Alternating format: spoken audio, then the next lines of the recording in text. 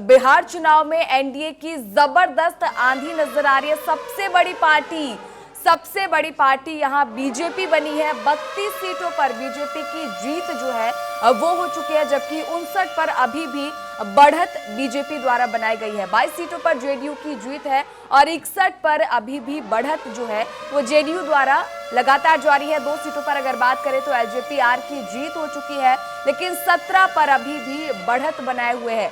5 सीटों पर आरजेडी की जीत हो चुकी है, 20 पर बढ़त है, यानी आरजेडी अभी भी कहीं ना कहीं गेम में जो है वो नजर आ रही है। लेकिन अगर कांग्रेस की बात करें तो इस बार कांग्रेस का परफॉर्मेंस जो है वो बेहद खराब, बेहद निराशाजनक कह सकते हैं, वो यहाँ नजर आ रहा है, क्योंकि कांग्रेस की 1 सीट पर अब तक जीत हुई है, जबकि 5 पर हालांकि अभी तक बढ़त जो है वो नजर आ रही है। लेकिन ओवरऑल अगर आप देखेंगे तो बीजेपी जो है इस बार बिहार में सबसे बड़ी पार्टी के तौर पर उभरी हुई नजर आ रही है। बिहार चुनाव में एनडीए की जबरदस्त आंधी और इस दौरान सबसे बड़ी पार्टी जो है वो बीजेपी यहाँ बनती हुई नजर आ रही है। हमारे साथ टीएनपी न्यूज की कंसल्टिंग एडिटर गोविंद ठाकुर जी भी लगातार लाइव जुड़े हुए हैं। गोविंद जी, इस बार बिहार का चुनाव अपने आप में काफी अहम रहा है, लेकिन रिजल्ट सबसे ज्यादा चौंका रहे हैं, क्योंकि लगातार माना जा रहा था कि महागठबंधन कहीं ना कहीं जो कड़ी टक्कर है वो देने वाला है। लेकिन दूसरी ओर देखें तो एनडीए की आंधी और सबसे बड़ी बात बीजेपी सबसे बड़ी पार्टी बनकर उभरी है।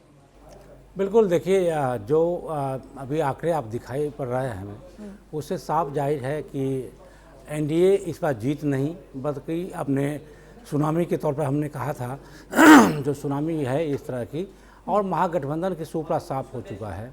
अब महागठबंधन के लिए सबसे बड़ी बात यह है कि अपने जो उनके कार्यकर्ता हैं, जो नेता हैं, और उनको किस तरह समेट कर रखते हैं, ये सबसे बड़ी चुनौती आपको महागठबंधन के पार्टियों और नेताओं के बीच में हो गया है।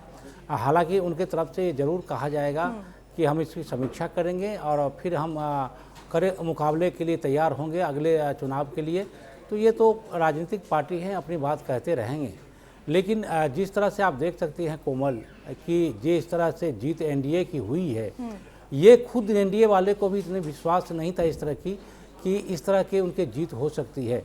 हाँ, सरकार बनाने की बात वो कह रहे थे, वो ये भी कह रहे थे कि 150 तक सीट उनको आ सकती है, लेकिन 203 सीट पर जिस तरह से आगे वो चल रहे हैं और साथ साथ में उनकी जीत भी अब धीरे धीरे वो जो रुझान है वो जीत में परिवर्तित हो रही है। तो उसमें साफ है कि इस बार की जो चुनाव हुए हैं उसमें एक फैक्टर नहीं, कई सारे फैक्टर हैं जिस पर काम किए गए हैं। वो विकास के भी हैं और जातीय समीकरण बिठाने की भी है, और चाणक्य की जो नीति है अमित शाह की, वो साम दाम दंड भेद, वो सारी की सारी नीतियाँ उन्होंने यहाँ पर रख दी है, जिस कारण से चारों खाने चित आपके महागठबंधन के पार्टी लगभग हो चुके हैं।